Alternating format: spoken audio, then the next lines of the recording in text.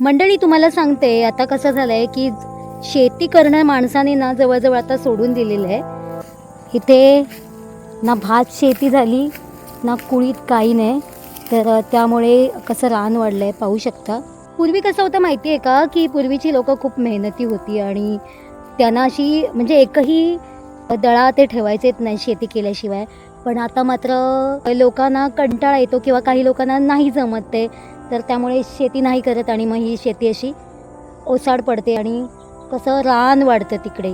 आणि यामध्ये आमची पण शेती आहे, म्हणजे आम्ही पण काही वेगळे नाही आहेत। आता काय झालं, आमच्याकडे शेती करणारं जास्त कोणी नाही आहे। म्हणजे बाबा होते तेव्हा आम्ही सगळे दळे करायचो शेती, पण आता तेवढं नाही जमत। तरी पण मी मुंबईहून गावी आले की मी पण शेती तशी करते, पण सगळं नाही जमत असं झालंय। प्रत्येकाचे काही ना काही प्रॉब्लेम्स असतात। शिव तुम्ही पण नाही लावला कुळीत? लाव टाकलाव खय तुमचं कुळीत? लांब आहे, ओके ओके। आम्ही पण जरा इलाव बघू। पण हे शेतीचं असं काय हो, बघा हे काय आहे? हे नाही लावत ते?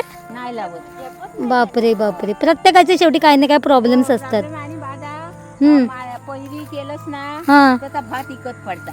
हा बरोबर। पहिल्यांका घालायचं आता 500 रुपये रोज झालो गाड्यांचो, 250 रुपये रोज झालो पहिल्यांचो। आम्ही 15 पैरी केला म्हणजे किती आमका भात पडला असत बघ पाण्यात। बरोबर बरोबर बरोबर, म्हणून पेक्षा इकत घेऊन खाऊ काय वाट, जीवाक पण सुख। बरोबर बरोबर बरोबर पण करीत राहू बरोबर जाणार तेव्हा ती कापणार। म्हणजे घरामध्ये 4-5 माणसं असतील तर काम करतात। करायचा हा, नाहीतर ते होणं शक्य नाही। 2 माणसांका होणार हा. नाही। नोकरीक जाणारे पोरगे असतात त्यांना होणार नाही। बरोबर। त्यांची एक सुट्टीत काय करणार बाबा? बरोबर बरोबर बरोबर तर अशी आहे शेतकऱ्याची व्यथा। कारण जर शेती करायची म्हटली तर घरामध्ये तेवढी माणसं पण पाहिजेत ना, आणि दुसरी माणसं बोलवायची तर तेवढे त्यांना मजुरी द्यायला आपल्याकडे पैसा पाहिजे।